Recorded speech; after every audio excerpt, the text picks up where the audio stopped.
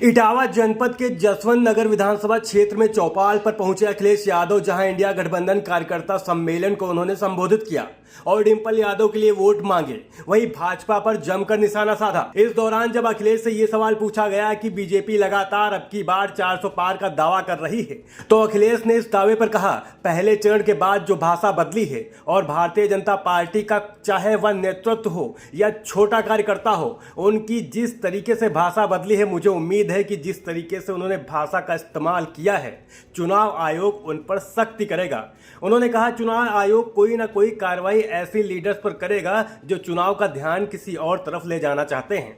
उनके भाषणों पर हार का रुझान दिखाई दे रहा है। अगर हार न रहे होते तो यह भाषा न होती और जिन्हें 400 पार का नारा देना था वह आज क्या कह रहे हैं। उन्होंने कहा, कहीं ना कहीं भारतीय जनता पार्टी के अंदर घबराहट है। किसान, नौजवान, व्यापारी और आम जनता इनके खिलाफ मतदान करने जा रही है। मैंने आपसे कहा कि पहले चरण के बाद जो भाषा बदली है और भारतीय जनता पार्टी का चाहे वो नेतृत्व हो और चाहे छोटा कार्यकर्ता हो, उनकी किस तरीके से भाषा बदली है, मुझे उम्मीद है कि जिस तरह की भाषा का इस्तेमाल हो रहा है, चुनाव आयोग उन पर सख्ती करेगा। चुनाव आयोग कोई ना कोई कार्रवाई ऐसे लीडर्स पे करेगा जो चुनाव का ध्यान किसी और तरफ ले जाना चाहते हैं। इनके भाषणों पर हार का रुझान दिखाई दे रहा है। अगर हार न रहे होते तो ये भाषा होती, और जिन्हें 400 पार का नारा देना था वो आज क्या कह रहे हैं। जिन्होंने 400 पार का नारा दिया उनकी भाषा क्या है। तो इसका मतलब ये है कि कहीं ना कहीं भारतीय जनता पार्टी के अंदर घबराहट है।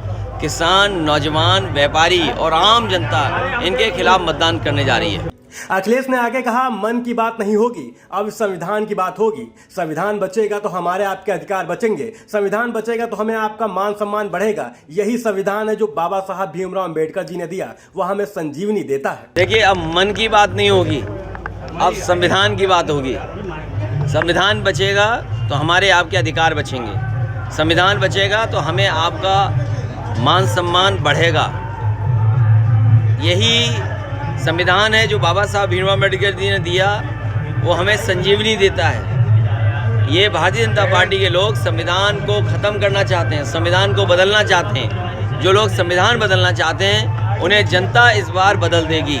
उन्होंने आगे ये भी कहा कि पहले चरण जैसा ही चुनाव दूसरे चरण का होगा। जैसे पहले चरण में लोगों ने मतदान किया है भारतीय जनता पार्टी के खिलाफ, दूसरे चरण में वैसा ही मतदान होने जा रहा है। साथ ही अर्थव्यवस्था के सवाल पर अखिलेश ने कहा कि सच्चाई तो यह है कि अर्थव्यवस्था का पूरा सत्यानाश बीजेपी ने किया।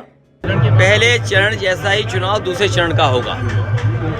जैसे पहले चरण में लोगों ने मतदान किया है भारतीय जनता पार्टी के खिलाफ, दूसरे चरण में वैसा ही मतदान होने जा रहा है। मंत्री रघुराज प्रताप, उनका कहना है कि एएमयू से आरक्षण को हम लागू करेंगे। मेरी जानकारी में नहीं है।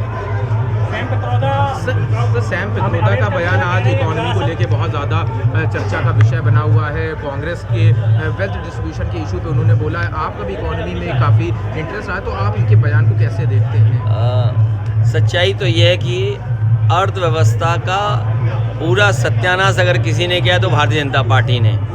अर्थव्यवस्था में केवल इतना ही हम समझते हैं कि जिस समय किसान की आय दोगुनी होगी, रोजगार भी बढ़ेंगे, नौकरी भी बढ़ेगी, हमारी अर्थव्यवस्था और तेज़ी से रफ्तार से बढ़ेगी। और जो सपना दिखाया था मेक इन इंडिया का, उससे मेक इन इंडिया नहीं हुआ।